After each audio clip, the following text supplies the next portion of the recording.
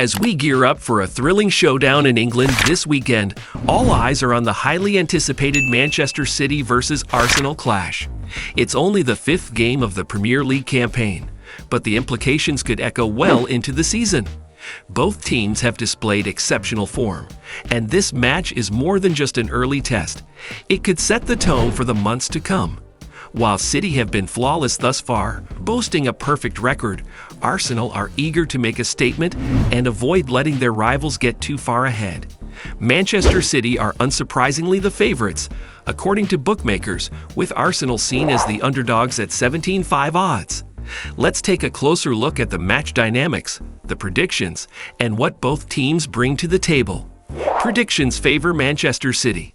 As expected, most football analysts predict a tight contest, but no one is going all in on an Arsenal win. A few are predicting low-scoring games. For example, a 1-0 City win or a 1-1 draw. Interestingly, there are even some bold predictions for a scoreless draw, recalling last season's cagey encounter. One of the notable commentators, Ian Dark, is leaning toward a 0-0 result, pointing out Arsenal's formidable defense. They've managed to keep clean sheets in 9 out of their last 10 away games in the Premier League, which speaks to their defensive organization. With Gabriel and goalkeeper David Raya in superb form, it's clear that shutting out Manchester City isn't beyond their capabilities. Arsenal's defensive strategy. Can it shut down City again? Last season, Arsenal managed a goalless draw against City, and their defense has only grown more formidable since then. The strong form of their backline, coupled with Raya's heroics in goal, suggests that they may once again frustrate City's attack. In the recent Champions League fixture, we saw how crucial Raya was in keeping the clean sheet. His presence in goal will be vital against City's potent strike force, especially with the likes of Erling Haaland lurking. Despite Arsenal's stellar defensive record, this weekend's challenge is a different beast altogether. Facing Manchester City, especially at this stage of the season, poses a significant threat. While Arsenal's defense can undoubtedly hold its own, they'll be up against an attack that can punish even the smallest mistake. City's attack. Can Haaland be stopped? One of the most crucial factors in this clash is Manchester City's relentless goal machine, Erling Haaland. Despite being kept relatively quiet in City's recent match against Inter Milan, Haaland remains a constant threat. His ability to change the game with a single moment of brilliance is well known, and Arsenal's defense will need to be at its absolute best to keep him at bay. While some of City's other attacking options have been less consistent in front of goal, Haaland's presence is a game-changer. Arsenal must limit his opportunities, as even half a chance can be enough for the prolific striker to make the difference. Arsenal's attack struggles to fire. On the flip side, Arsenal's attacking output has been somewhat underwhelming in recent weeks. Players like Kai Havertz, Bukayo Saka, and Gabriel Martinelli haven't been firing on all cylinders. Havertz, for example, has just 2 goals in 4 matches, while Saka and Martinelli have struggled to find the net consistently. This lack of attacking potency could be a significant concern for Arsenal, especially if they plan to sit back and hit City on the counter. If Arsenal wants to play a counter-attacking game, as they did last season, they'll need their forwards to be more clinical. Without goals, a defensive approach could quickly become a losing one, especially against a team as ruthless as City. Arsenal's tactical dilemma. A key talking point leading up to the match is how Arsenal will approach this game tactically. Last season, they were criticized for being too passive in big games, particularly toward the end of the campaign. This time, however, the situation is different. It's early in the season, and Arsenal can't afford to let City create a 5-point gap this early. Some commentators, including Craig Burley, have suggested that Arsenal should be more aggressive this time around. They have the players to challenge City, and going for a draw might be a dangerous tactic. If City were to win, they would open up a significant early lead, and Arsenal would be playing catch-up for the rest of the season. Midfield concerns for Arsenal. Missing Ødegaard's magic. One of Arsenal's most significant challenges is the absence of Martin Ødegaard, their midfield maestro. Ødegaard's creativity and vision have been crucial for Arsenal's success, and his ability to unlock defenses is sorely missed.